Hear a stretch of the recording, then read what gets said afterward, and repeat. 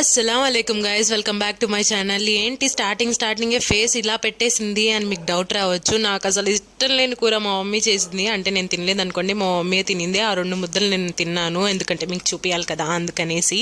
ఈ కర్రీ పేరు వచ్చేసి దోసకాయ ఎండి చేప పులుసు అంట. ఫస్ట్ అయితే ఆవాలు అలాగే జీలకర్ర మెంతులు చిట్వట్లాడించుకొని తర్వాత ఆనియన్స్ వేసుకొని బ్రౌన్ చేసుకోవాలి. కొద్దిగా బ్రౌన్ అయిన తర్వాత టొమాటోస్ వేసుకోవాలి. టొమాటోస్ లో నుంచి కొద్దిగా పచ్చివాసన పోయిన తర్వాత పసుపు కారం అవన్నీ యాడ్ చేసుకొని కొద్దిగా సేపు ఫ్రై అయిన తర్వాత, అంటే ఆయిల్ పైకి వచ్చిన తర్వాత దోసకాయ ముక్కలు అనేది యాడ్ చేసుకోవాలి. దోసకాయ ముక్కలు కొద్దిగా ఉడకాలి కాబట్టి కొద్దిగా వాటర్ వేసుకొని మమ్మీ మూత పెట్టేసి ఉడికించుకుంది. ఉడికించుకున్న తర్వాత ఎండు చేప ముక్కలు అయితే కడిగి పెట్టుకున్న ఎండు చేప ముక్కలు యాడ్ చేసేసుకుందనమాట. దీంట్లోకి చేప ముక్కలు వేసేటప్పుడే చింతపండు పులుసు కూడా పిండేసుకుంటే సరిపోతుంది. ఇక్కడ మమ్మీ అయితే కూర కన్సిస్టెన్సీ అలాగే దోసకాయలు ఉడికాయా లేదో అని చూపిస్తుంది అనమాట. కూర అయితే నాకు నచ్చింది, బానే ఉంది. కాకపోతే దోసకాయ ఉంది కాబట్టి అది నేను తినను కాబట్టి ఆబ్వియస్లీ నాకు అసలు నచ్చదు. అప్పటికి మా అమ్మ నోట్లో పెట్టింది అనమాట, అందుకే నా రియాక్షన్ ఇలా ఉంది. మీకు ఇలాంటి కర్రీస్ తెలుసా? అంటే వెజ్ నాన్ వెజ్ కలిపి చేసుకునేది ఉంటే కామెంట్ చేయండి తెలిస్తే. అంతే, ఇంకా వీడియో లైక్ చేయండి. Bye, thank you.